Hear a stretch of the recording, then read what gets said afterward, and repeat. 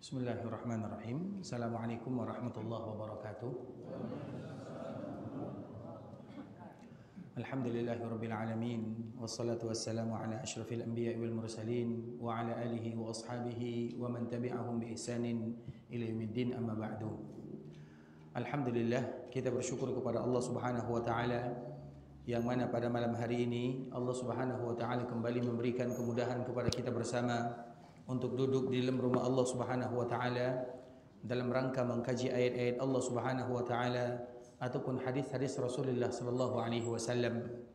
Karena sejatinya seorang mukmin diwajibkan kepada mereka untuk menyediakan waktunya membaca ayat-ayat Allah Subhanahu wa taala agar keimanannya bertambah, dan juga membaca hadis-hadis Nabi sallallahu alaihi wasallam atau mendengarkannya untuk kecintaannya kepada Rasulullah sallallahu alaihi wasallam. Bahkan Allah Subhanahu wa taala menyebutkan, innamal mu'minuna alladzina idza dzukirallah wajilat qulubuhum wa idza tuliyat alaihim ayatuhu zadatuhum imana. Di antara sifat seorang mukmin, apabila diperdengarkan kepada mereka kalimat Allah, maka bergetar hatinya. Artinya, setiap kali kita mendengarkan kalimat Allah dalam Al-Quran atau dalam hadis-hadis Nabi sallallahu alaihi wasallam, maka sejatinya membuat iman kita bertambah, ketakwaan kita bertambah. Wa idza tuliyat alaihim ayatuhu zadatum imana. Dan apabila dibacakan kepada mereka ayat-ayat Allah, maka bertambah keimanannya. Artinya, agar iman kita bertambah kepada Allah, maka sering-seringlah membaca ayat-ayat Allah dan juga hadis-hadis Rasulullah sallallahu alaihi wasallam. Dan duduknya kita di sini semoga bagian daripada membaca ayat-ayat Allah Subhanahu wa taala dan juga hadis-hadis Rasulullah sallallahu alaihi wasallam. Kemudian salawat beriringkan salam semoga senantiasa tercurahkan bagi junjungan alam Nabi kita yang mulia, uswah dan qudwah kita bersama Muhammad bin Abdullah sallallahu alaihi wasallam, yang mana kewajiban kita bersama atau hak yang harus ditunaikan atau hak umat terhadap Nabi-Nya sallallahu alaihi wasallam adalah memperbanyak mengucapkan salam dan salawat kepada Rasulullah sallallahu alaihi wasallam. Karena ibadah ini adalah ibadah lain dari yang lain. Mengapa demikian ikhwatul Islam? Kalau kita perhatikan dalam Al-Qur'an, setiap kali Allah mengatakan ya ayyuhalladzina amanu, maka itu dikatakan oleh Allah Subhanahu wa taala di awal-awal ayat. Ya ayyuhalladzina amanu kutiba alaikumus siyam. Ya ayyuhalladzina amanu kutiba alaikumul qisas. Ya ayyuhalladzina amanu aminu. Ya ayyuhalladzina amanu, dan begitu seterusnya. Biasanya kalimat ya ayyuhalladzina amanu diletakkan oleh Allah di awal ayat. Namun ketika Allah memerintahkan kita untuk mengucapkan salam dan salawat kepada Nabi, maka ayat ini diletakkan di pertengahannya. Sebelum ya ayyuhalladzina amanu sallu, ada kalimat sebelumnya dan semua kita hafal. Apa kalimat sebelumnya? Innallaha wa malaikatahu yusalluna 'alan nabi. Baru ya ayyuhalladzina amanu. Maka cari dalam Al-Qur'an kalimat ya ayyuhalladzina amanu yang berada di pertengahan ayat, tidak akan kita jumpai kecuali ayat ini. Tentu kita bertanya, apa makna yang ada di dalamnya? Di antara salah satu maknanya ikhwatul Islam, karena kalimat ya ayyuhalladzina amanu adalah kalimat yang apabila ada dalam Al-Quran, Abdullah bin Mas'ud mengatakan, dengarkan baik-baik, pasang telinga. Karena itu adalah perintah atau itu adalah larangan. Perintah untuk dilakukan, larangan untuk ditinggalkan. Perintah tidak mungkin Allah yang melakukan. Larangan tidak mungkin Allah yang meninggalkan. Paham sampai di sini? Tidak mungkin Allah mengatakan ya ayyuhalladzina amanu kutiba alaikumus shiyam. Wahai orang-orang yang beriman, diwajibkan kepada kalian berpuasa. Kemudian Allah berpuasa. Mungkin atau tidak? Tidak mungkin. Allah Subhanahu wa taala la ta'kulu. Jangan kalian makan dari yang haram. Tidak mungkin Allah melanggarnya. Artinya apabila ada perintah dalam Al-Qur'an, tidak mungkin Allah melakukannya. Bisa dipahami? Karena itu perintah untuk kita. Allah yang memerintahkan kita melakukannya, bukan Allah yang melakukannya. Maka itu makna daripada kalimat ya ayyuhalladzina amanu. Namun ketika mengucapkan salam dan salawat kepada Nabi, tidak demikian keadaannya. Sebelum Allah perintahkan kita melakukannya, Allah terlebih dahulu yang mengucapkan dan melaksanakannya. Makanya Allah menyebutkan innallaha wa malaikatahu yusalluna 'alan nabi. Sesungguhnya Allah dan malaikat berselawat. Artinya ketika Allah memerintahkan kita untuk mengucapkan selawat dan salam kepada Nabi, Allah terlebih dahulu yang melakukannya, baru kita diperintahkan untuk melakukannya, lain daripada ayat-ayat yang lainnya. Maka disebutkan innallaha wa malaikatahu yusalluna 'alan nabi ya ayyuhalladzina amanu, wahai orang-orang yang beriman, maka ucapkanlah salam dan selawat kepada Nabi sallallahu alaihi wasallam. Tentunya banyak kandungan yang ada di dalamnya untuk kemuliaan Nabi. Begitu juga bahwa ternyata kalau seandainya hamba kita tidak mau melakukannya, maka cukup Allah dan malaikat yang telah melaksanakannya. Artinya Nabi tidak pernah memerlukan salam yang kita baca, selawat yang kita ucapkan, Nabi tidak memerlukannya. Karena Allah sudah berselawat kepadanya, malaikat juga sudah menyampaikan salam kepadanya. Apakah Nabi masih memerlukan salam dan selawat yang kita ucapkan kalau Allah sudah bersalam dan berselawat kepadanya? Tentu jawabannya tidak. Agar kita tahu, ternyata dikala kita mengucapkan salam dan selawat kepada Nabi, manfaatnya akan kembali kepada orang yang mengucapkannya, bukan kembali kepada baginda Nabi sallallahu alaihi wasallam. Apa makna yang ada di dalamnya? Maknanya kalau kita mengucapkan salam dan selawat, manfaatnya untuk diri kita sendiri, bukan untuk Nabi. Dan kalau seandainya kita tidak mau melakukannya, maka mudaratnya pun akan kembali kepada kita, bukan kembali kepada Nabi sallallahu alaihi wasallam. Artinya keberuntungan dan kerugian kembali kepada kita yang melakukan atau yang meninggalkan. Oleh karenanya perbanyaklah mengucapkan salam dan salawat kepada Rasulullah sallallahu alaihi wasallam. Allahumma salli ala Muhammad wa ala ahli baitihi wa ala azwajihi wa dhurriyyatihi kama sallaita ala Ibrahim wa ala ali Ibrahim innaka Hamidum Majid. Allahumma barik ala Muhammad wa ala ahli baitihi wa ala azwajihi wa dhurriyyatihi kama barakta ala Ibrahim wa ala ali Ibrahim innaka Hamidum Majid. Ikhwatul Islam, saudara kaum muslimin, kaum muslimat, ikhwani akhwati rahimani wa rahimakumullah. Malam ini pembahasan kita adalah sesuatu yang tidak mudah, tidak ringan, karena kita membahas tentang perbuatan Allah Subhanahu wa taala. Perbuatan Allah Subhanahu wa taala sebenarnya tidak boleh dibahas. Perbuatan Allah Subhanahu wa taala, kewajiban kita adalah sekedar meyakini dan mengimani. Dan itulah salah satunya perbuatan Allah Subhanahu wa taala disebut dengan takdir. Takdir itu ikhwatul Islam bukan untuk dipelajari, bukan untuk dibahas, tapi takdir itu adalah untuk diimani.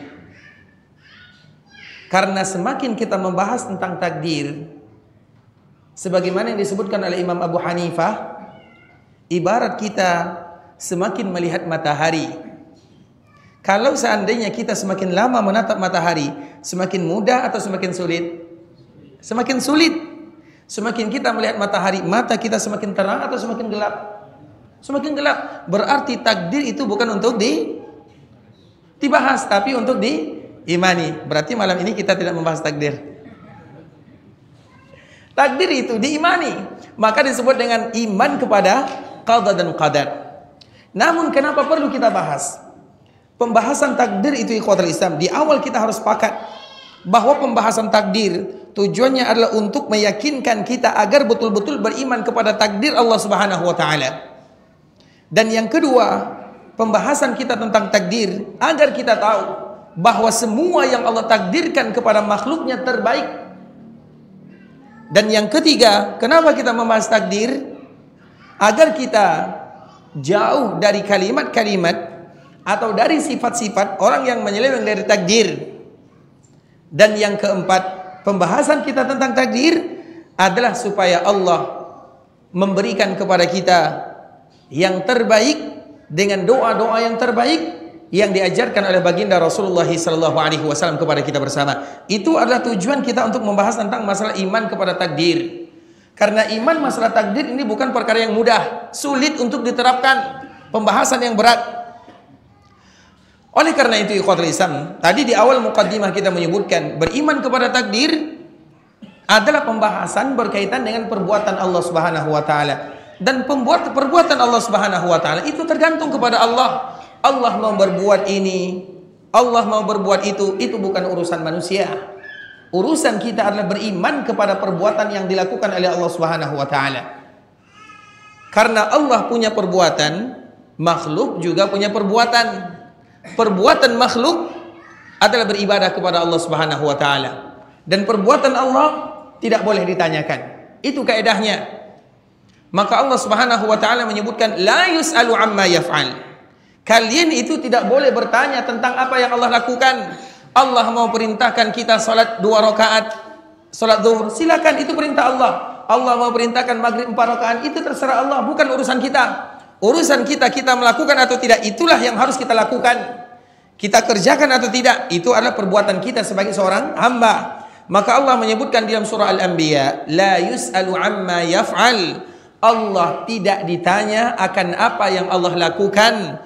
Wahum yus'alun. Yang ditanya itu kalian sebagai seorang hamba. Kita harus tahu status kita ini hanya sekedar hamba, Abdullah. Tahu kita Abdullah artinya abdun. Apa arti abdun? Hamba itu adalah arti yang bagus. Kalau arti yang agak sedikit kasar, apa artinya? Abdun. Apa arti abdun? Budak. Kita ibaratkan kita punya pembantu, punya budak. Setiap kali kita perintahkan dia bertanya. Bersihkan mobil dia bertanya, cuci piring dia bertanya, bersihkan rumah dia bertanya, jemur pakaian dia bertanya. Kira-kira apa yang harus kita lakukan kepada orang seperti itu? Apa yang kita lakukan? Ada pembantu yang seperti itu keadaannya, kita apa? Kita pecat. Mau tidak kita dipecat menjadi hamba Allah? Kita sebagai seorang manusia akan memecatnya. Begitu juga dengan Allah Subhanahu wa taala. Walillahil masalul a'la. Dan Allah itu punya contoh yang terindah. Kalau kita dipecat jadi hamba Allah, kita jadi hamba siapa? Mau tidak mau, hamba Allah selain kita sangat banyak. Tapi kita tidak punya Allah kecuali Allah yang menciptakan alam semesta. Artinya kalau Allah memecat kita sebagai seorang hamba, masih banyak makhluk Allah Subhanahu wa taala yang lain yang mereka beriman kepada Allah Subhanahu wa taala, yang mereka taat kepada Allah, yang mereka melakukan apa yang Allah perintahkan, yang mereka meninggalkan apa yang Allah larang. Hamba Allah selain manusia banyak, tapi kita tidak punya ilah kecuali Allah Subhanahu wa taala. Sehingga kalau kita baik, kebaikan itu bukan kembali kepada Allah. Kalau kita buruk, keburukan bukan kembali kepada Allah. Makanya dalam hadis qudsi disebutkan ikhwatul Islam, ya ibadi, wahai hambaku, lau anna awwalakum wa akhirakum wa insakum wa jinnakum. Kalau seandainya orang yang pertama sampai yang terakhir, dari kalangan manusia, dari kalangan jin, semua mereka bertakwa kepada Allah, maka itu tidak akan pernah menambah kekuasaan Allah sedikit pun. Allah maha kuasa walau hamba tidak ada. Allah maha kuasa walau hamba semuanya bertakwa. Artinya Allah tetap jaya, kuasa, sempurna. Dan kebalikannya, Allah kembali mengatakan, lau anna awwalakum wa akhirakum wa insakum wa jinnakum kanu ala afjar.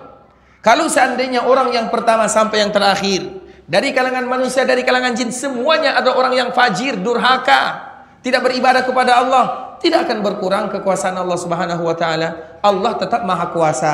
Apa makna yang bisa kita ambil dari hadis ini? Hadis ini adalah hadis qudsi yang sangat indah agar kita tahu bahwa kewajiban kita adalah beriman dan berbuat, bukan bertanya dan menentang.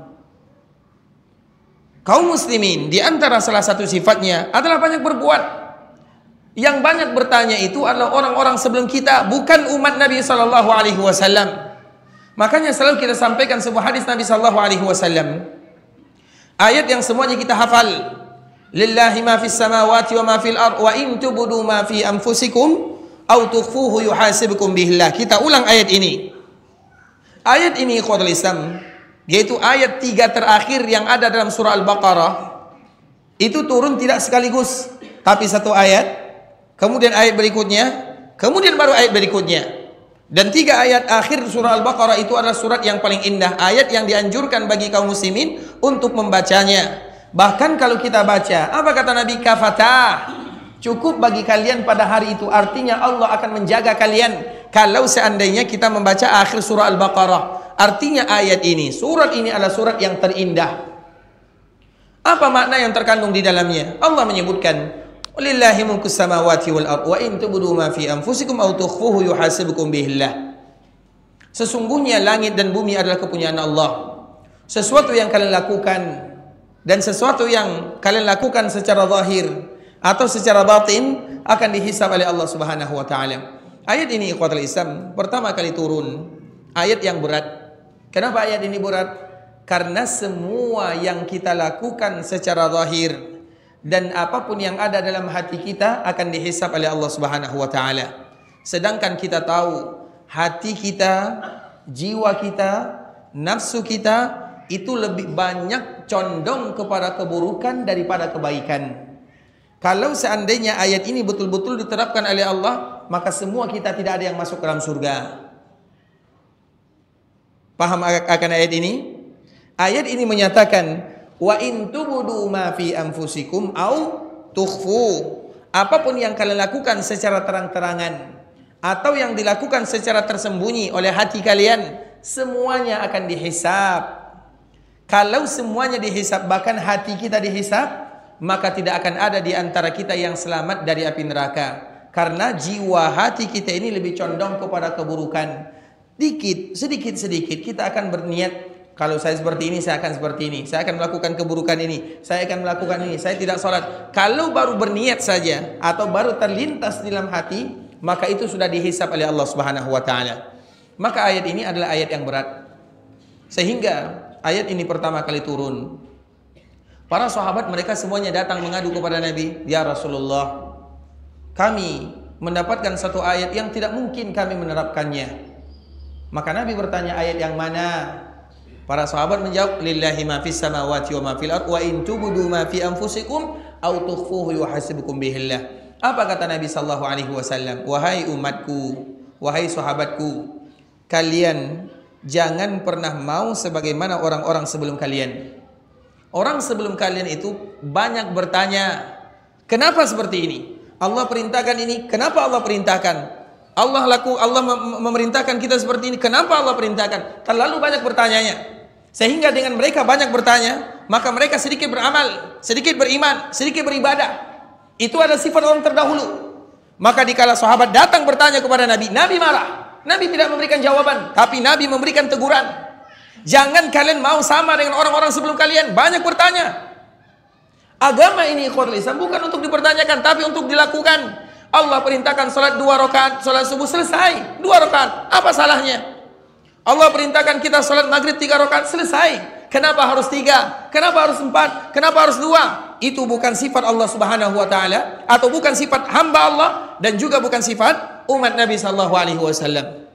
Karena kalau semuanya kita pertanyakan kapan kita beribadah kepada Allah, kenapa harus puasa, dan puasanya kenapa harus setelah fajar atau sebelum fajar, kenapa harus setelah terbit matahari, kenapa, semuanya harus dipertanyakan.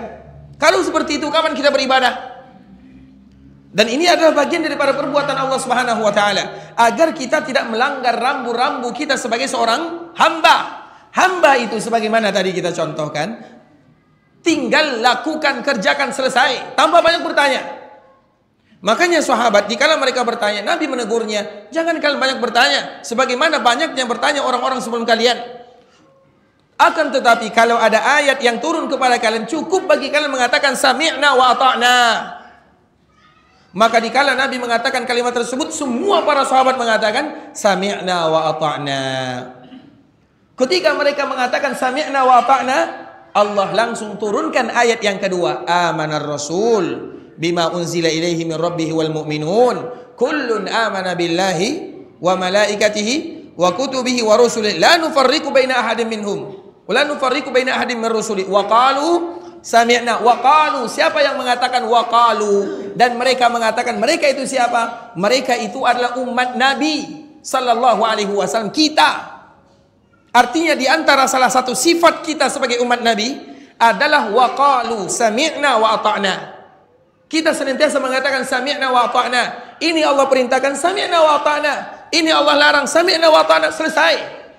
Kita lakukan, kita kerjakan, itu urusan kedua. Ada perintah kemudian kita tidak sanggup melakukannya, maka bisa jadi karena ada uzur, ada larangan, tapi kita tetap melakukannya, bisa jadi karena ada alasan. Tapi yang pertama kali keluar dari lisan seorang umat Nabi, sami'na wa ata'na. Apapun perintah Allah, apapun larangan Allah, sami'na wa ata'na. Dan itu adalah bagian daripada takbir. Karena Allah tidak mungkin perintahkan kepada kita kecuali yang terbaik. Allah tidak mungkin memberikan kepada hamba kecuali yang terbaik, walau menurut mereka tidak baik. Ibaratnya ikhwatul Islam seperti kita punya anak kecil. Anak kecil, kemudian dia sakit. Dikala dia sakit, maka kita bawa ke dokter. Dikala kita bawa ke dokter, maka ada yang diambil darahnya, ada yang diberikan obat yang pahit ataupun yang semisalnya. Apa kira-kira tanggapan anak kepada kita sebagai orang tua? Ayah saya ini jahat. Kenapa saya harus diambil darah? Kenapa saya harus seperti ini? Itu tanggapan seorang anak kepada ayahnya. Karena mereka tidak tahu. Sedangkan apa tujuan seorang ayah kepada anak melakukan seperti itu? Untuk agar mereka sembuh. Nah, seperti itulah ibarat Allah Subhanahu wa taala kepada hambanya. Allah Subhanahu wa taala tidak pernah menginginkan kecuali yang terbaik. Walaupun seorang hamba menganggap itu tidak baik. Dan salah satunya adalah sakit, musibah, dan yang lain semisalnya. Apabila ini ada pada diri kita ikhwatul Islam, pekerjaan kita bukan banyak bertanya, tapi bagaimana kita yakin dan percaya untuk mendekatkan diri kita kepada Allah Subhanahu wa taala. Sami'na wa ata'na. Kalimat ini bukan hanya perintah, tapi apapun yang berlaku pada diri kita semuanya sami'na wa ata'na. Dan itu bukan perkara yang mudah ikhwatul Islam, karena beriman kepada takdir itu sesuatu yang berat di awal. Makanya ada salah seorang wanita meninggal anaknya. Kemudian Nabi SAW lewat dan wanita ini mampir, atau Nabi mampir kepada wanita yang sedang menangis di perkuburan anaknya. Maka Nabi mengatakan, itu adalah takdir Allah Subhanahu wa taala, itu adalah ketentuan Allah Subhanahu wa taala, maka bersabarlah. Nabi SAW memberikan motivasi. Apa jawaban wanita ini? Engkau tidak tahu apa yang aku rasakan. Engkau tidak tahu apa yang aku rasakan. Kemudian pada akhirnya Nabi SAW pergi meninggalkan wanita tersebut. Kemudian pada akhirnya ada orang yang mengatakan, wahai fulanah, kepada wanita ini, wahai fulanah, ketahuilah yang tadi berbicara kepadamu. Karena wanita ini karena sibuknya dia menangis, dia tidak melihat siapa yang berbicara kepadanya. Ternyata yang berbicara itu adalah Nabi. Kemudian Nabi SAW berbicara, dan jawaban wanita ini, engkau tidak tahu apa yang aku rasakan. Dan Nabi pergi meninggalkan dirinya. Tiba-tiba ada orang yang datang kepada wanita ini mengatakan, yang berbicara denganmu itu adalah Nabi SAW. Maka wanita ini bergegas minta maaf kepada Nabi. Apa kata Nabi? Innamas sabru indas sadamatil ula. Sesungguhnya dilihat dari kesabaran dan kekuatan iman seorang hamba adalah dalam atau pada hentakan pertama, bagaimana keadaan dan sifatnya. Contoh misalnya, dikala dia sakit, yang pertama kali dia ucapkan apa? Yang pertama kali dia lakukan apa? Dikala dia kehilangan harta, yang pertama kali terucap dari lisannya apa? Kalau seandainya ada di antara anggota keluarganya meninggal, apa yang pertama kali dia ucapkan? Kalau seandainya dia mengucapkan kalimat istirja, maka itu adalah tanda kesabaran. Tapi kalau seandainya pertama kali, dikala kita mendapatkan ujian dan musibah, kita tidak mengucapkan apa-apa, atau bahkan kita mengatakan kalimat-kalimat yang tidak indah, maka kesabaran tidak ada lagi pada diri kita. Karena ujian daripada kesabaran itu indas sadamatil ula, pada hentakan pertama, pada proses pertama dikala Allah Subhanahu wa taala memberikan ujian kepada hamba. Agar kita tahu ikhwatul Islam, kalimat sami'na itu bukan hanya pada perintah dan juga bukan hanya pada larangan, tapi juga terhadap ketentuan yang Allah Subhanahu wa taala berikan kepada hamba. Karena harus kita ingat, semua ketentuan hamba pasti yang terbaik, walau anggapan kita tidak baik pada waktu itu. Dan nanti kita akan kejelaskan apa makna daripada konsekuensi beriman kepada qada dan qadar. Kemudian ikhwatul Islam, ketika para sahabat mengatakan wa qalu sami'na wa ata'na ghufranaka rabbana wa ilaikal masir, maka dikala mereka mengucapkan sami'na wa ata'na, Allah turunkan amanah Rasul. Kemudian ketika surat amanah Rasul atau ayat amanah Rasul turun, maka Allah turunkan ayat terakhir, la yukallifullahu nafsan illa wus'aha. Ternyata ayat ini adalah ayat yang menghapus ayat lillahi ma fis samawati wa ma fil ard wa in tubdu ma fi anfusikum aw tukhfu yuhasibukum bihillah. ayat ini sudah dihapus dengan ayat la yukallifullahu nafsan illa wus'aha. Makanya seorang hamba tidak akan diberikan dosa sampai dia berbicara atau melakukannya. Contoh misalnya, dia sudah berniat tidak ingin melaksanakan sholat berjamaah. Dan kita tahu sholat berjamaah adalah kewajiban yang Allah wajibkan kepada kita kaum laki-laki. Kemudian dia mengatakan, saya tidak, atau dia berniat saya tidak akan sholat berjamaah. Nah, niat dia itu sudah diberikan dosa atau belum? Dia tidak akan diberikan dosa oleh Allah sampai dia mengucapkan atau sampai dia melakukan.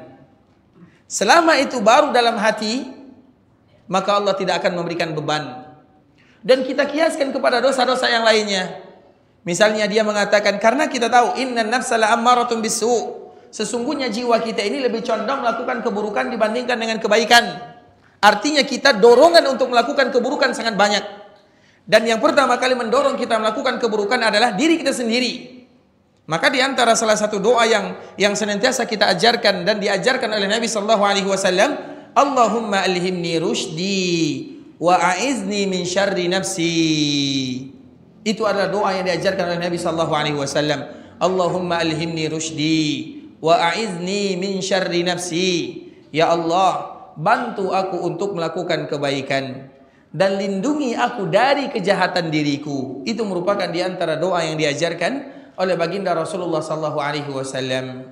Allahumma alhimni rusydi. Ya Allah, ilhamkan kepadaku kekuatan untuk beribadah. Wa a'izni min syarri nafsi. Lindungi aku dari kejahatan diriku. Artinya apa? Ternyata yang memerintahkan pertama kali kita berbuat jahat adalah diri kita sendiri. Maka dari situlah kita butuh pertolongan dari Allah Subhanahu wa taala. Dan di antara salah satu bentuk kita meminta pertolongan kepada Allah adalah dengan mengulang-ulang doa yang diajarkan oleh baginda Rasulullah sallallahu alaihi wasallam. Oleh karenanya ikhwatul Islam, dianjurkan bagi kita mengulang, membaca, berdoa dengan kalimat-kalimat ini dalam setiap doa, dalam sujud, dalam doa-doa kita kepada Allah. Allahumma alhimni rusydi wa a'izni min syarri nafsi. Ya Allah, berikan kepadaku kekuatan untuk beribadah, melakukan kebaikan, dan jauhkan aku dari kejahatan diriku. Karena diri kita ini terlalu banyak jahatnya, itu istilahnya. Nah, kejahatan tersebut tidak akan ditulis sampai diucapkan atau dilakukan. Itulah makna daripada la yukallifullahu nafsan illa wus'aha. Kemudian ikhwatul Islam, kita kembalikan kepada takdir Allah Subhanahu wa taala. Sekarang kita membahas tentang masalah takdir. Takdir itu ikhwatul Islam atau yang kita kenal dengan al-qadar. Al-qadar artinya adalah takaran. Takdir itu artinya menakar, ditakar-takar. Maka ada dua istilah yang disebutkan oleh para ulama. Apabila dia bersama, dia berpisah. Apabila dia berpisah, maka dia bersama. Contoh misalnya al-iman wal Islam. Kalimat iman dan kalimat Islam apabila mereka bersama, maka mereka berpisah. Apabila mereka berpisah, maka mereka bersama. Apa maknanya? Apabila mereka ada dalam satu kalimat, maka memiliki arti yang tidak sama. Tapi apabila mereka terpisah, maka mereka memiliki arti yang sama. Itulah kaidah yang disebutkan oleh para ulama, idza ijtama'a iftaraqa wa idza iftaraqa ijtama'. Apabila bersama berpisah, apabila berpisah maka akan bersama. Apa maknanya? Iman dengan Islam kalau digabungkan memiliki makna yang berbeda. Kalau dipisahkan memiliki makna yang sama. Jelas sampai di sini? Begitu juga dengan kalimat yang lain. Contoh misalnya al-birru wat taqwa. Kalimat albir, kebaikan, takwa, juga kebaikan. Kalimat ini, kalau digabungkan, kalau ada dalam satu bahasa, satu kalimat, maka maknanya berbeda. Tapi kalau berpisah, maka maknanya sama. Contoh yang lain, innallaha ya'murukum bil adli wal ihsan. Apa perbedaan adil dengan ihsan? Sama. Kalau mereka bersama, mereka berpisah, Kalau mereka berpisah, maka mereka akan bersama. Begitulah kalimat al-qadha wal qadar. Kalimat qadha dan qadar adalah kalimat yang apabila bersama mereka berpisah, apabila mereka berpisah mereka akan bersama. Apa maknanya? Kalau kalimat qadha dan qadar digabungkan dalam satu bahasa, maka memiliki makna yang berbeda. Tapi kalau terpisah, qadha disebut di sana, qadar disebut di sana, maka maknanya sama. Jelas sampai di sini? Sebagaimana tadi contoh yang telah kita sebutkan. Nah, sekarang kita sebutkan artinya apa? Berarti kalimat qadha dan qadar itu bisa jadi memiliki makna yang sama, bisa jadi memiliki makna yang berbeda. Tergantung bagaimana keadaannya. Kalau dia berpisah, maka memiliki makna yang sama. Kalau dia bersama, maka memiliki makna yang berbeda. Artinya ikhwatul Islam, dari situlah terjadi perbedaan para ulama. Qadha dan qadar itu maknanya sama kalau mereka berpisah. Tapi kalau mereka bersama memiliki makna yang lain. Maka dari situlah ikhwatul Islam, qadar, qadha dan qadar. Kita ambil satu-satu. Qadar. Qadar itu artinya takdir. Qadha artinya ketentuan. Artinya sama. Artinya juga berbeda. Kalau dikala mereka bersama, artinya berbeda. Apa perbedaan antara qadha dan qadar? Qadar itu Bapak Ibu, ikhwatul Islam. Qadar itu artinya adalah kadar, takaran.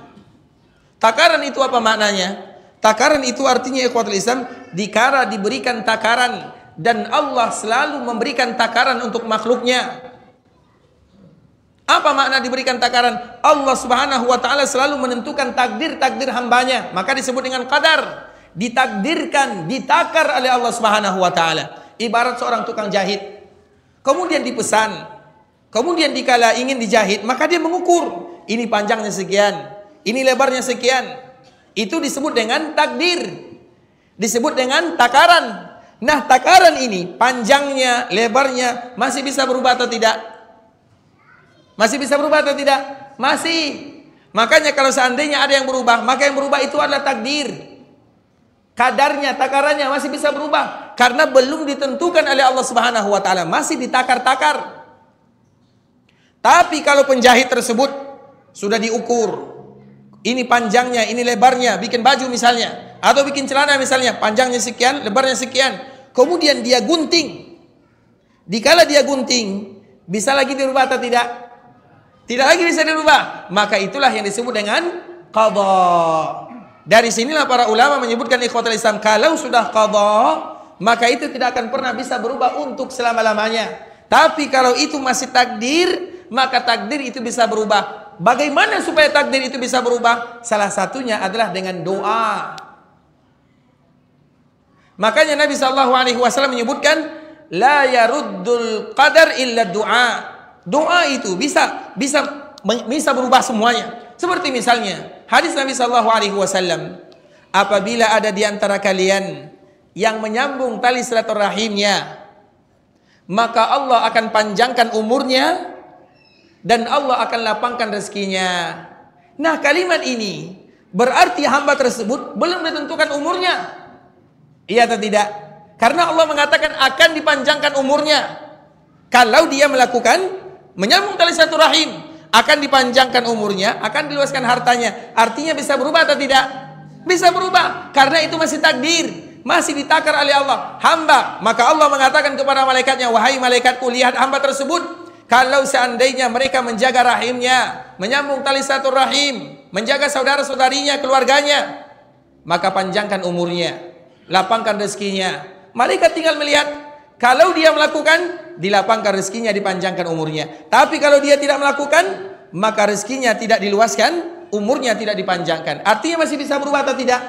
Masih. Maka itulah disebut dengan takdir. Nah, kalau ada yang bertanya, takdir itu bisa berubah atau tidak? Apa jawabannya? Bisa. Yang tidak bisa berubah itu adalah qadha. Maka disebut dengan qadha dan qadar. Itu ditinjau dari sisi makna. Kemudian ikhwatul Islam, antara qadha dan qadar, pembahasan qadha dan qadar sebagaimana tadi yang telah kita jelaskan adalah pembahasan yang berkaitan dengan keimanan dan ketakwaan kepada Allah Subhanahu wa taala. Pembahasan ini merupakan pembahasan di mana dianjurkan bagi kita mengetahui bahwa semuanya telah ditentukan oleh Allah Subhanahu wa taala. Bahkan dalam sebuah riwayat Nabi sallallahu alaihi wasallam menyebutkan, sesungguhnya Allah Subhanahu wa taala telah menentukan takdir manusia sebelum menciptakan langit dan bumi bi khamsina alfasanah. 50.000 tahun bumi belum ada, maka semua ketentuan yang berlaku sudah ditentukan dan ditulis oleh Allah Subhanahu wa taala. Kita ulang lagi ikhwatal Islam. Sebelum bumi diciptakan oleh Allah, kemudian sebelum ada makhluk di dalamnya, maka Allah sudah menentukan semuanya. Sehingga makhluk yang pertama kali diciptakan oleh Allah adalah Al-Arsh. Kemudian yang kedua yang diciptakan oleh Allah Subhanahu wa taala adalah Al-Qalam. Ketika qalam ini diciptakan oleh Allah Subhanahu wa taala, faqala lahu uktub, maka kalam ini diperintahkan oleh Allah Subhanahu wa taala untuk menulis. Apa yang dia tulis? Yang dia tulis itu adalah kejadian yang akan berlaku ila yaumil qiyamah, sampai hari kiamat. Dan ketentuan kita di sini, kita berkumpul di sini, kita duduk di sini, sudah ditulis oleh Allah Subhanahu wa taala. Kapan? Sebelum Allah menciptakan langit dan bumi, sebelum khamsina alfasana, yaitu 50.000 tahun lamanya. Artinya ikhwatul Islam, agar kita tahu bahwa tidak ada yang berada di dunia kecuali semuanya berada di atas ketentuan Allah Subhanahu wa taala apapun itu. Maka dari sinilah para ulama menyebutkan beriman kepada qada dan qadar harus kita ketahui 4 hal. Yang pertama, ilmullah. Allah mengetahui semuanya. Kemudian wa kitabatuhu. Allah Subhanahu wa taala sudah menulis semuanya. Allah sudah tahu. Banyak orang yang tahu, tapi mereka tidak menulis. Bukan berarti Allah Subhanahu wa taala tidak tahu. Karena nanti akan banyak di antara hamba yang menentang takdirnya di hari akhirat. Bahkan salah satunya adalah orang-orang Quraisy. Orang-orang Quraisy mengatakan, dan nanti kita ukirkan atau kita kiaskan kepada orang-orang yang ada di zaman sekarang. Apa kata orang-orang Quraisy? Lau sya'allahu ma asyrakna wala abauna. Ya Allah, kami melakukan kesyirikan. Kalau seandainya Engkau mau, maka kami akan beribadah kepadamu. Begitu juga dengan kalimat-kalimat yang disebutkan oleh orang-orang yang datang setelahnya. Kalau seandainya ada yang mengatakan, kenapa kalian tidak mau salat? Kenapa kalian tidak mau berpuasa? Jawabannya mudah. Kalau Allah ingin, maka Allah akan membuat kami berpuasa dan Allah akan membuat kami salat. Betul atau tidak? Salah. Betul atau salah? Khilaf ya? Khilaf ulama. Ulama mana yang khilaf? Itu bahasa orang-orang terdahulu. Dan itu adalah fitnah yang luar biasa. Makanya ikhwatul Islam, masalah qadar dan qadar banyak yang menyeleweng. Maka ini adalah awalnya. Ketika ada orang yang tidak beribadah kepada Allah Subhanahu wa taala, mereka beribadah karena takdir Allah atau bukan?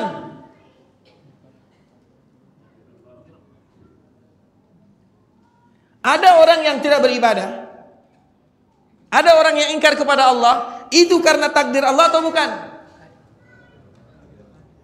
Kalau kita mengatakan itu bukan takdir Allah, maka kita keluar dari agama.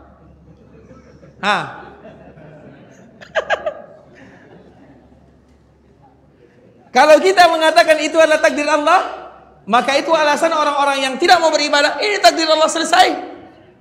Yang mana kita pilih? Yang pertama atau yang kedua? Takdir Allah atau bukan? Berarti Allah menciptakan kekufuran. Dan Allah menciptakan kesyirikan. Takdir Allah atau bukan? Berarti mudah bagi orang-orang Quraisy, berarti orang-orang yang nanti tidak beriman kepada Allah, ya Allah, kami seperti ini. Kami seperti ini karenamu, kami menakdirkan kami. Jadi bagaimana? Ini sudah masuk pembahasan takdir nih. Tadi baru mukadimahnya.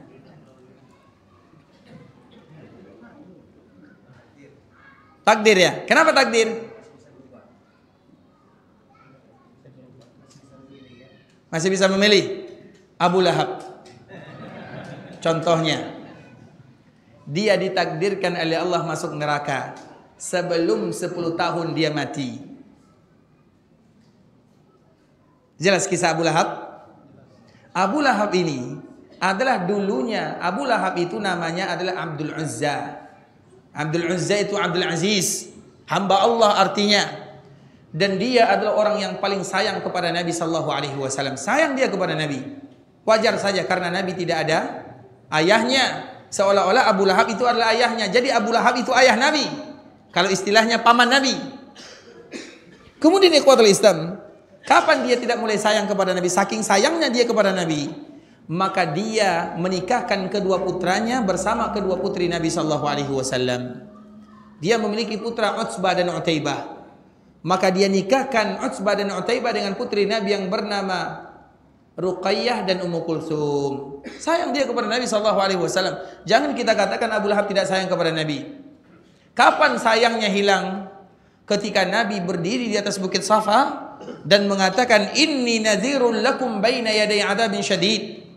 Aku memberikan peringatan kepada kalian, bertakwalah kalian kepada Allah, beriman kalian kepada Allah. Maka di saat itulah Abu Lahab mengatakan, "Tabbat laka ya Muhammad, tabban laka ya Muhammad. Alihada jama'tana." Celaka kamu wahai Muhammad. Bahkan Abu Lahab setelah Nabi mengumumkan dirinya sebagai seorang Nabi, dia tidak mau lagi memanggil Nabi dengan nama Muhammadun, tapi dia memanggil Nabi dengan kalimat Muzammamun. Karena Muhammadun artinya adalah orang yang terpuji, sedangkan Muzammam artinya adalah orang yang tercela.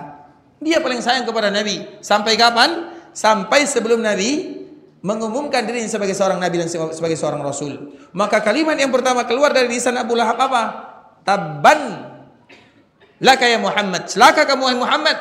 Dengan kalimat ini Allah balas ucapan Abu Lahab dengan tabbat siyada abi lahab. Ayat ini kapan turun? 10 tahun sebelum Abu Lahab mati. 10 tahun. Artinya ini takdir Allah atau bukan? Masih pertanyaan yang tadi. Maka dari situlah ikhwatul Islam, kita harus tahu. Yang pertama, ilmu Allah. Semua yang ada di dunia itu adalah berkehendak atau berlandaskan ilmu Allah Subhanahu wa taala. Yang kedua, kitabatuhu, sudah ditulis oleh Allah Subhanahu wa taala. Kemudian masyiatuhu, Allah berkehendak. Allah berkehendak. Artinya ketika diciptakan keburukan, keburukan tersebut atas kehendak Allah atau bukan? Iblis ada, Allah berkehendak atau tidak?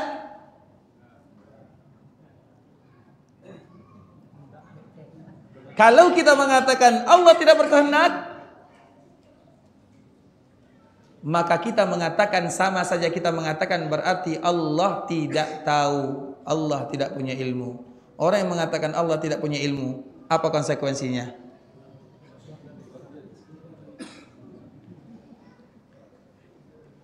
Berat kan?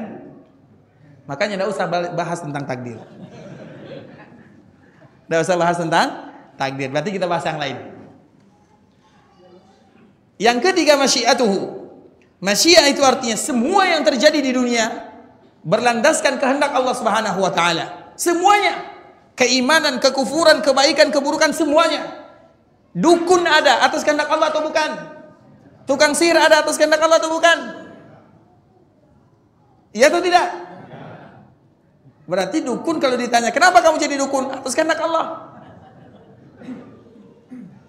Ada tukang sihir, pencuri, atas kehendak Allah atau bukan?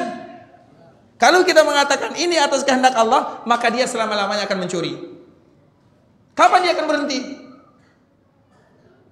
Jelas sampai di sini? Syubhat sudah masuk. Akan sulit keluarnya. Dan disalahkan oleh panitia. Karena memilih tajuk yang susah.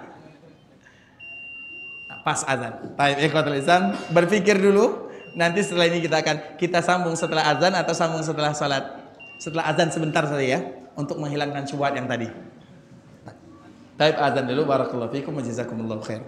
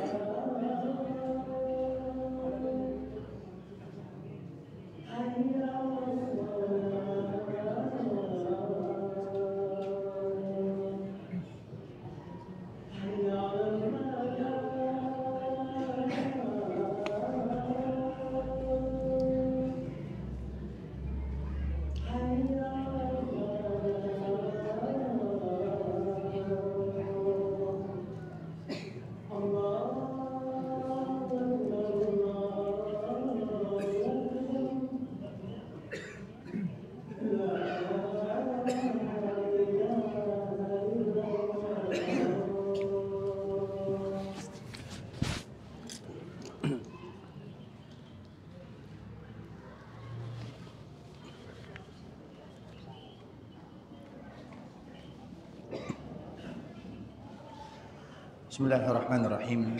Alhamdulillahi ala ihsanih wa syukru lahu ala taufiqihi wa amtinani wa asyhadu an la ilaha illallah wahdahu la syarika lahu ta'ziman li sya'ni wa asyhadu anna Muhammadan 'abduhu wa rasuluhu da'i ila ridwani wa sallallahu wa sallim ala nabiyyina Muhammadin wa ala alihi wa sahbihi wa sallama tasliman katsira amma ba'du. Ikhwatul Islam, saudara kaum muslimin, kaum muslimat, ikhwani akhwati rahimani wa rahimakumullah. Sebelum kita melanjutkan pembahasan tentang takdir, kami ingin menyebutkan salah satu kisah yang pernah diceritakan dan dialami oleh saudara kami di Madinah sana. Ada salah seorang mahasiswa yang dia berasal dari daerah yang mana daerahnya adalah daerah yang tidak aman, daerah yang minoritas kaum muslimin. Kemudian dia pun datang ke kota Madinah untuk belajar agama Allah Subhanahu wa taala dari daerah yang minoritas. Artinya tujuannya untuk menyampaikan agama Allah Subhanahu wa taala. Kemudian dia diterima semester 1, semester 2 sampai dia semester 8. Dia lulus dengan nilai yang terbaik. Ketika semester 8 ikhwatul Islam, qaddarallah, dikala semester 8 maka dia tidak lulus. Kalau tidak lulus, konsekuensinya tidak bisa pulang. Harus lulus baru pulang. Karena dulu biasanya apabila ada mahasiswa yang nilainya tidak lulus, maka mereka tidak boleh pulang ke kampung halaman untuk liburan. Dan dia salah satunya. Dikala dia tidak lulus dan dia ingin pulang ke kampung halamannya, tapi tidak bisa karena nilai tidak lulus. Maka di saat itulah ikhwatul Islam, dia mengadu kepada dosennya. Wahai Syekh, misalnya dia mengatakan, aku tidak lulus. Kemudian Syekh ini bertanya, apakah kamu sudah belajar? Karena ada orang yang tidak lulus karena tidak belajar, ada orang yang tidak lulus karena dia belajar, tapi betul-betul karena ketentuan Allah Subhanahu wa taala. Kemudian ikhwatul Islam, apa jawaban mahasiswa ini? Syekh, saya belajar siang dan malam. Saya belajar siang dan malam, tapi saya tidak lulus. Maka di saat itulah Syekh bukan menolongnya, kamu akan lulus, tidak, tapi Syekh mengatakan, ketahuilah wahai anakku, pasti ada yang terbaik untuk dirimu.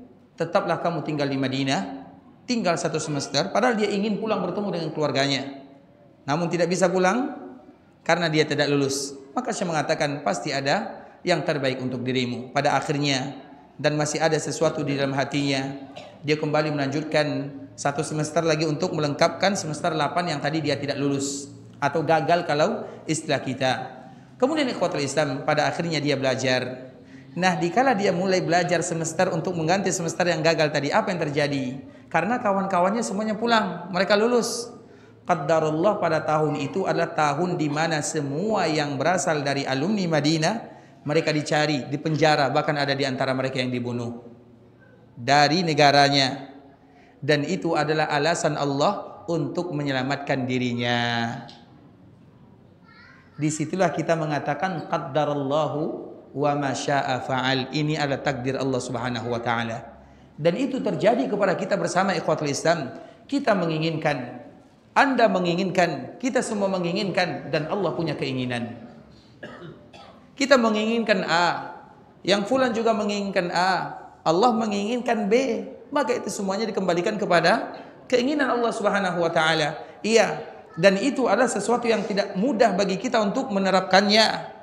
Dikala kita mendaftar, tiba-tiba kita tidak lulus, padahal semuanya kita sudah melakukannya. Tidak lulus bukan mudah untuk menerimanya. Dikala kita sudah menjaga kesehatan, berhati-hati dalam berkendaraan, tiba-tiba kita kecelakaan, tidak mudah untuk menerimanya, sulit. Tapi ikhwatul Islam, ingat cerita yang tadi kami sebutkan, itu adalah alasan Allah Subhanahu wa taala untuk memberikan yang terbaik kepada hambanya. Karena takdir itu ikhwatul Islam bukan pilihan. Kalau seandainya kita boleh memilih takdir, maka saya menginginkan diri saya lahir dalam keadaan putih, kaya, kemudian bagus, semuanya sempurna. Kalau seandainya kita boleh untuk memilih, tapi itu adalah ketentuan Allah Subhanahu wa taala. Maka takdir itu, kalau seandainya kita pandai di dalam meyakininya, maka akan membuat kita semakin beriman kepada Allah Subhanahu wa taala. Kita akan semakin mengetahui bahwa tidak ada ketentuan yang ada di dunia kecuali terbaik semuanya. Bahkan Allah menciptakan iblis itu terbaik. Kenapa demikian? Kalau iblis tidak ada ikhwatul Islam, maka bagaimana kita berjuang di jalan Allah Subhanahu wa taala? Bagaimana tidak akan ada yang namanya jihad? Tidak akan ada yang namanya santai-santai saja. Tidak ada yang namanya perjuangan dalam beragama. Terbaik. Menurut kita tidak terbaik, semuanya terbaik. Maka apapun yang ada di dunia ikhwatul Islam, semuanya atas takdir Allah Subhanahu wa taala. Maka ingat, yang baik harus disandarkan kepada Allah, yang tidak baik tidak boleh disandarkan kepada Allah, walau Allah yang menciptakannya. Maka dari situlah kita harus membedakan mana pencipta, mana pelaku. Pelaku itu adalah kita, pencipta itu adalah Allah Subhanahu wa taala. Maka dikala kita melakukan kebaikan, kebaikan itu disandarkan kepada Allah atau disandarkan kepada kita? Kita atau Allah? Kalau disandarkan kepada Allah, berarti yang salat ini siapa? Allah. Kalau kita sandarkan kepada, paham? Kalau kita berpuasa, berarti yang berpuasa adalah,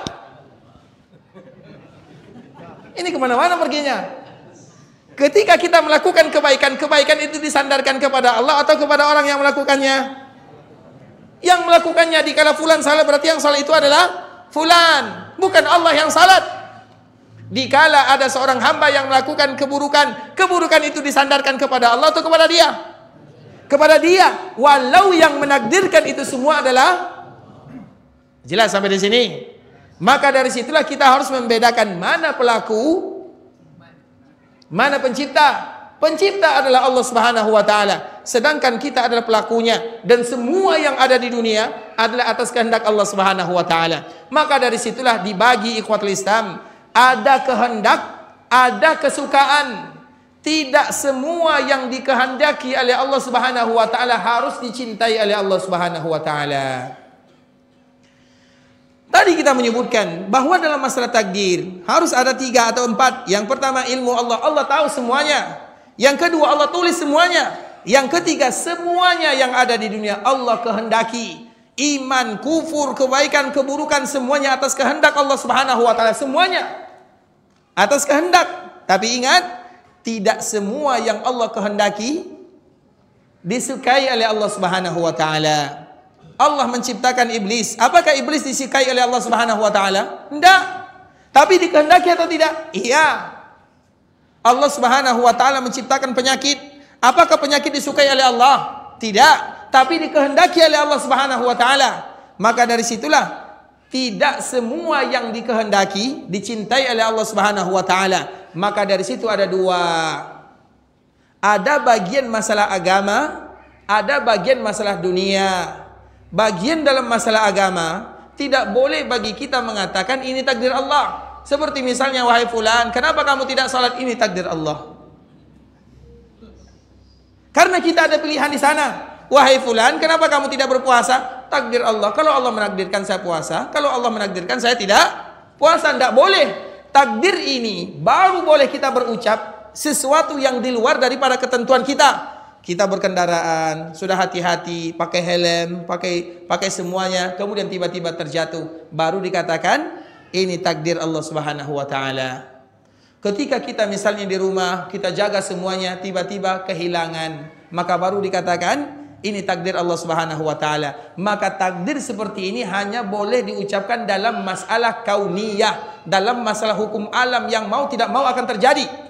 Sedangkan masalah ibadah, kenapa kamu tidak beribadah? Ini adalah takdir Allah. Tidak boleh kita mengucapkan demikian. Coba kalau kita balikan. Karena biasanya orang berdalih dengan takdir. Dikala dia melakukan keburukan, kenapa kamu tidak berzakat? Ini takdir Allah. Kenapa kamu tidak berbakti kepada orang tua? Ini takdir Allah. Coba kita balikan. Kenapa kamu berbakti kepada orang tua? Ini takdir Allah. Pernah tidak ada orang yang mengatakan seperti itu? Kenapa kamu salat? Ini takdir Allah. Ada tidak kita mendengarkan kalimat seperti ini? Biasanya orang menjadikan dalil takdir itu dalam keburukan, dalam kebaikan. Tidak pernah kita jadikan takdir sebagai dalil. Oleh karenanya ikhwatul Islam, dari situlah para ulama membaginya. Maka dari sini disebut dengan masyiah. Masyiah itu adalah kehendak. Semua yang ada di dunia atas kehendak Allah. Tapi tidak semua yang dikehendaki oleh Allah itu dicintai oleh Allah Subhanahu wa taala. Kemudian yang keempat, khalquhu wa ijaduhu. Allah Subhanahu wa taala yang menciptakan semuanya. Maka inilah disebutkan oleh para ulama 4 tingkatan takdir. Semuanya harus kita tahu. Dalam masalah takdir, Allah ada ilmu di dalamnya. Allah menulisnya, Allah mengkehendakinya, dan Allah yang menciptakannya. Semuanya tanpa terkecuali. Maka dari situlah dulu, karena orang yang mulai menyeleweng dalam masalah takdir itu ikhwatul Islam ada salah seorang yang namanya Ma'bad al-Juhani dikala dia berada di Basrah. Sebagian para ulama mengatakan Ma'bad al-Juhani ini dia mengambil masalah takdir dari salah seorang yang namanya, mohon maaf ya kalau namanya ada, namanya Susan. Jadi Susan ini diambil dari Ma'bad al-Juhani. Ma'bad al-Juhani ini diambil lagi oleh Al-Ghailan. Mereka lah perusak-perusak masalah takdir. Maka dari situlah terkenal ada namanya Al-Qadariyah, ada namanya Al-Jabariyah. Orang Al-Qadariyah mengatakan Allah tidak menciptakan sesuatu atau Allah tidak mengetahui sesuatu sampai sesuatu itu terjadi. Kalau sudah terjadi baru diketahui oleh Allah. Betul atau salah? Betul atau salah? Allah tidak tahu kalau kita salat di sini sampai kita salat. Betul atau salah? Allah sudah tahu kalau kita akan salat di sini sebelum Allah menciptakan langit dan bumi bi khamsina alfasana. Yang lain namanya Al-Jabariyah. Secara umum ada Al-Qadariyah. Al-Qadariyah mengatakan al-amru unuf. Kenapa mereka mengatakan seperti ini? Tujuan mereka baik. Kenapa alasannya? Tidak mungkin Allah menciptakan keburukan di dunia sampai keburukan itu terjadi. Tujuannya bagus atau tidak?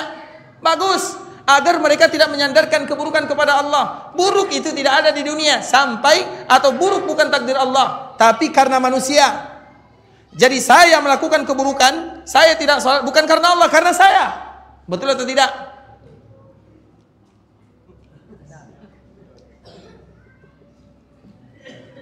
Saya tidak puasa karena saya, betul atau tidak? Kalau betul kita Qadariyah. Susah kan?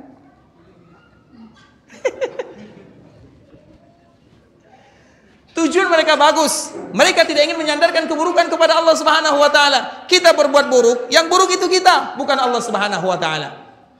Kalimat mereka itu betul atau salah?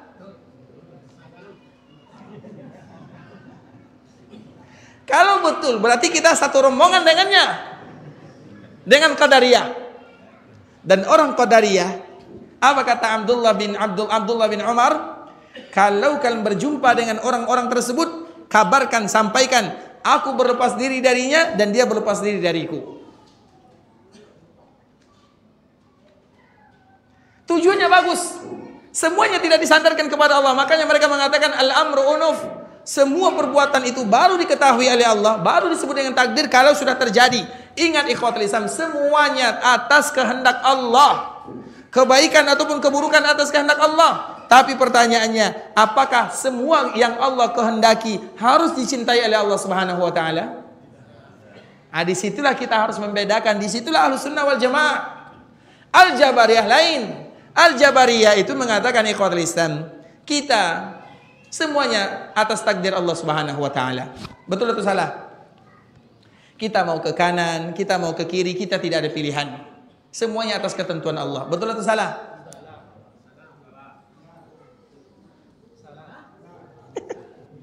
Betul atau salah?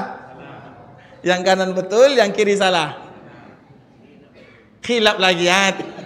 Bapak nih khilaf terus jawabannya Pak ya. Insyaallah taib. Ikhwatul Islam, dikala kita pergi ke masjid, masjid ada 3, ada 4. Kita di sini atau datangnya kita di sini, rasanya ada tidak orang yang memaksa kita di sini? Tidak ada. Berarti kita diberikan pilihan atau tidak? Kita bisa memilih atau tidak? Nah, pilihan kita itu semuanya sudah ditentukan. Tapi kita merasa dipaksa atau tidak? Tidak ada di antara kita yang merasa dipaksa. Nah, orang Jabariyah mengatakan semua yang kita lakukan itu sudah ditentukan oleh Allah. Kita hanya sekedar ibarat daun yang dibawa oleh angin. Kalau angin ke kanan dia ke kanan, kalau angin ke kiri dia ke kiri. Maka itulah disebut dengan Al-Jabariyah. Sedangkan kita ikhwatul Islam Ahlussunnah wal Jamaah menyebutkan semua yang ada di dunia itu adalah atas kehendak Allah, penciptaan Allah, ilmu Allah. Tapi kita sebagai seorang hamba tidak pernah merasa dibebani atau tidak diberikan pilihan oleh Allah Subhanahu wa taala. Kita tidak ada tidak yang merasa kita dipaksa oleh Allah Subhanahu wa taala melakukan ini, melakukan itu, tidak. Tapi semua yang kita inginkan adalah ciptaan Allah Subhanahu wa taala. Walau demikian, kita tidak akan pernah dipaksa atau tidak pernah merasa kita dipaksa oleh Allah Subhanahu wa taala. Oleh karenanya ikhwatul Islam, itu adalah pembahasan tentang masalah takdir. Jadi masalah takdir itu adalah masalah yang sulit-sulit gampang ya. Sulitnya 2 kali, gampangnya 1 kali. Oleh karena itu jangan lagi bahas tentang masalah takdir. Sebagaimana yang disebutkan oleh Imam Abu Hanifah, semakin kita membahas tentang takdir, maka semakin kita melihat matahari, semakin buram, semakin susah. Yang dulunya kita beriman kepada takdir, sekarang sudah mulai ragu-ragu kepada takdir. Ragu-ragu kepada takdir berarti ragu kepada rukun iman. Kalau ragu kepada rukun iman, berbahaya iman kalau tiangnya sudah mulai goyang. Hancur masjidnya walau 1. Itulah disebut dengan rukun iman. Iman itu tidak boleh kita mempelajarinya banyak-banyak, tapi tujuannya adalah bagaimana kita beriman. Kecuali kalau tujuan kita membahasnya mendekatkan diri kita kepada Allah Subhanahu wa taala. Kemudian ikhwatul Islam, sebagaimana tadi yang kita sebutkan, bahwa semua yang ada pada dunia ini adalah berlandaskan takdir Allah Subhanahu wa taala, dan semuanya pasti yang terbaik. Namun terbaiknya kita tidak tahu kecuali Allah yang memberitahukan. Dan kadang Allah memberitahukan di dunia, dan kadang Allah Subhanahu wa taala tidak memberitahukan di akhirat. Makanya kalau seandainya ada orang yang terkena musibah, kita mengatakan pasti ada hikmahnya. Tapi ingat, jangan pernah kita menunggu hikmah. Karena apabila kita menunggu hikmah, kalau hikmah tidak datang, maka kita tidak akan percaya lagi kepada Allah Subhanahu wa taala. Setiap kali kita membahas tentang masalah takdir, beriman saja. Hikmah pasti ada. Yang masalahnya kita tahu, ada di antara kita yang tidak tahu. Barakallahu fikum ikhwatul Islam, saudara kaum muslimin. Ini pembahasan singkat tentang masalah takdir. Semoga Allah berikan kepada kita kemudahan untuk bisa memahaminya. Jazakumullahu khairan. Kalau ada di antara kita yang ingin bertanya, maka kami persilahkan. Barakallahu fikum. Taib. Ada yang ingin ditanyakan? Taib, silakan. Pertanyaan tentang masalah takdir ya Bang ya. Kalau masalah luar belum diterima. Taib. Ada takdir ya pertanyaannya? Tentang takdir, tentang sholat ya. Tunggu dulu. Kalau tentang masalah luar kita tunggu dulu. Karena masalah takdir ini harus kita jelas pahami baik-baik. Taib ikhwatul Islam, kalau tidak masalah takdir nanti kita pending dulu jawabannya. Ada lagi yang lain? Taib. Tadi dikatakan bahwa takdir itu tidak semuanya disukai.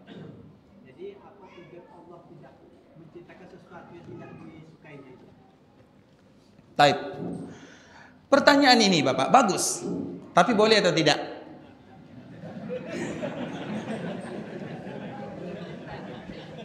Bukankah tadi telah kita kunci? Tidak boleh banyak? Bapak melihara kambing. Sudah tahu kambing itu baunya busuk, tetap Bapak pelihara di rumah. Kalau ada yang bertanya, Bapak kenapa pelihara kambing? Kira-kira apa yang Bapak lakukan kepada yang bertanya? Kan itu istilahnya. Artinya, ada yang takdir itu semuanya atas kehendak Allah. Tapi ada yang disukai, bukan tidak disukai. Ingat pembahasannya. Ada yang disukai, ada yang tidak disukai. Tidak disukai. Kenapa ada? Kenapa Allah? Misal contoh. Allah perintahkan kita semuanya untuk beribadah kepadanya. Dan ketika kita beribadah kepada Allah, Allah suka atau tidak? Suka. Kemudian ada hamba yang tidak beribadah kepada Allah. Hamba tersebut disukai oleh Allah atau tidak? Kenapa hamba tersebut tidak disukai oleh Allah? Karena dia tidak mau beribadah kepada Allah. Jadi yang salah Allah atau dia? Maka oknum. Maka bedakan antara pelaku dengan pencipta. Jelas Pak ya? Tapi yang lain kami persilakan. Berpembahasan tentang takdir. Ada lagi yang lain? Baik, kita berikan kesempatan kepada Bang. Silakan Bang.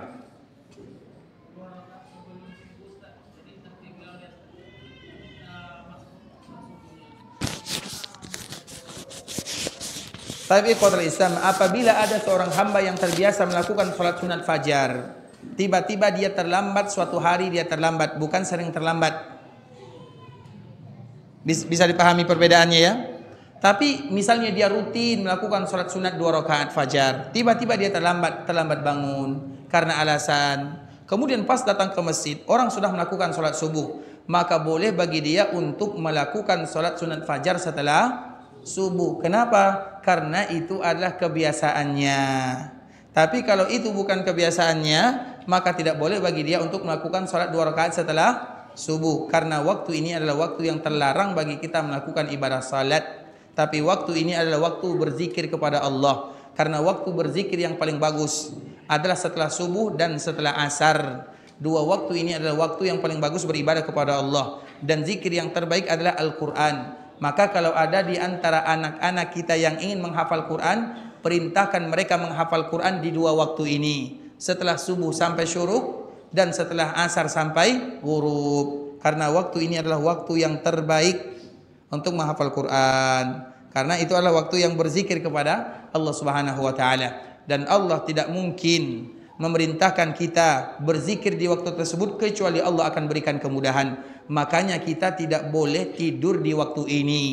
Orang yang tidur di waktu subuh atau setelah subuh namanya adalah hailulah.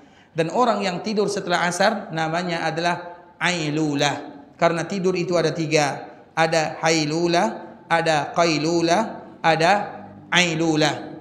Tidur hailulah itu adalah tidur di pagi hari. Hailulah itu artinya terbatas, terhalangi.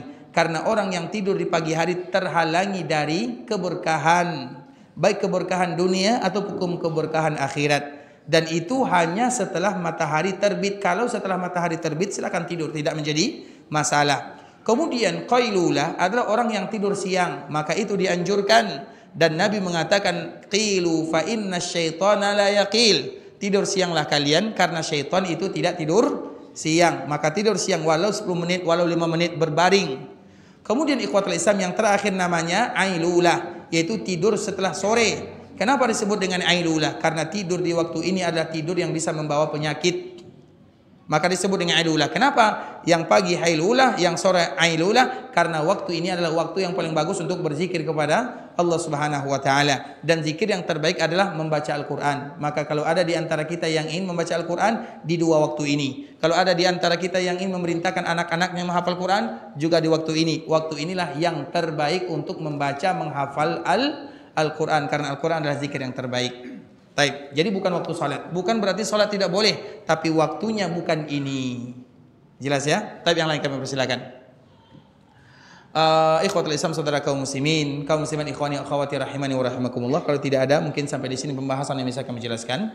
Yang benar dari Allah Subhanahu wa taala, yang salah dari diri kami pribadi karena kurangnya ilmu kami, karena kebodohan, karena kejahilan, karena ketidaktahuan. Kami mohon dimaafkan kalau ada kata-kata yang salah, kalimat-kalimat yang kurang tepat, bahasa-bahasa yang kurang bagus, kami mohon dimaafkan. Dan semoga Allah Subhanahu wa taala menjadikan perkumpulan kita ini adalah perkumpulan yang diridhai oleh Allah Subhanahu wa taala, yang bisa menyebabkan dosa-dosa kita diampunkan oleh Allah Subhanahu wa taala. Tidaklah kita berkumpul kecuali karena cinta kepada Allah dan cinta karena Allah, dan tidaklah kita berpisah kecuali juga karena Allah Subhanahu wa taala dan untuk Allah Subhanahu wa taala. Dan semoga Allah Subhanahu wa taala ampunkan dosa kita bersama, dosa orang tua kita, keluarga kita, masyarakat kita, tetangga kita, dan orang-orang yang pernah berbuat baik kepada kita.